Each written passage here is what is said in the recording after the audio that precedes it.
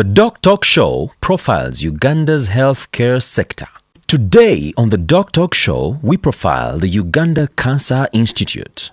The institute's main block is located along Upper Mulago Hill Road in Kawempe Division in Kampala, approximately 2.8 miles northeast of the Central Business District.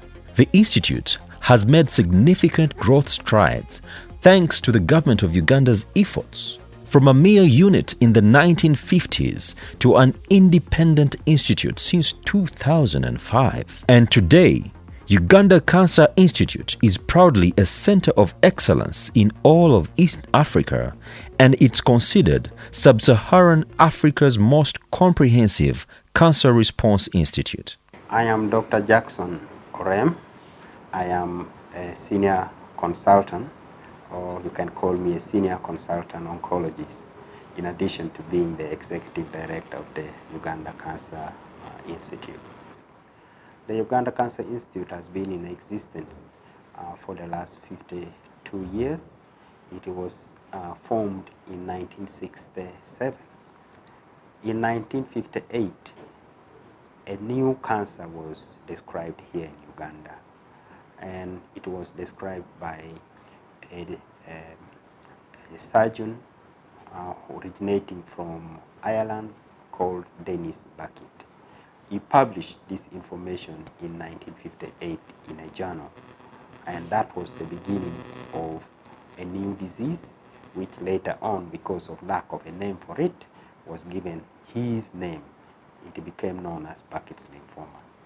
Now, this disease was of interest because, in the first place, in addition to being new, being novel, and then the second thing, in addition to being postulated to be caused by a virus, the second thing that was of interest, which again the same Dennis Bucket also found out, was that this disease could actually respond to treatment, especially certain chemicals which were being tested for treatment of cancer called chemotherapy. Treating cancer by the use of drugs or by using chemotherapy was an experimental or a research curiosity at that time.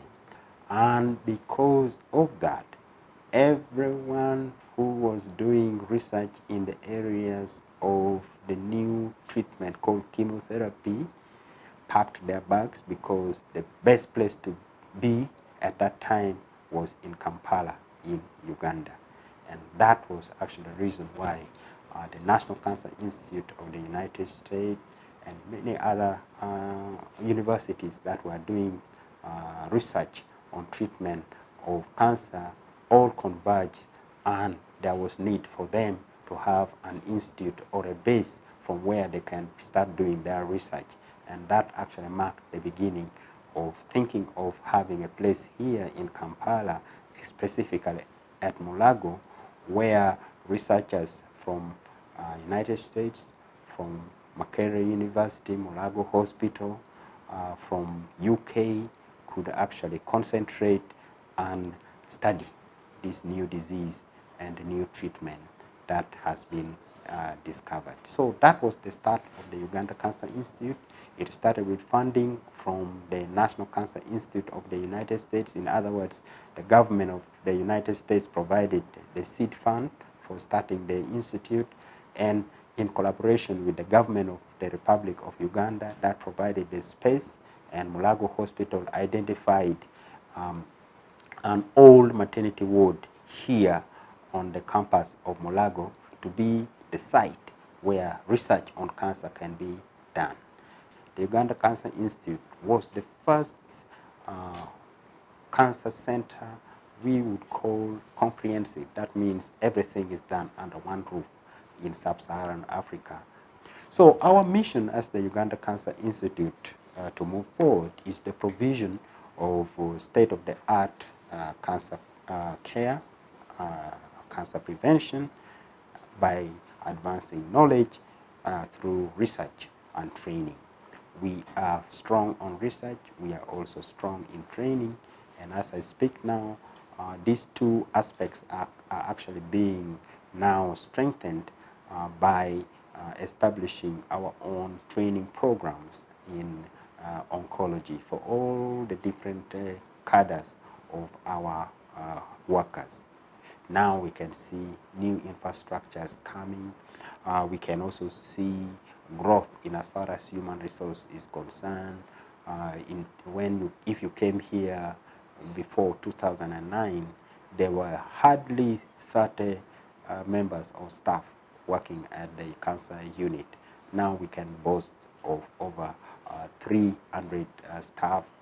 We can now boast of different specialization or sub-specialization in as far as cancer care is concerned.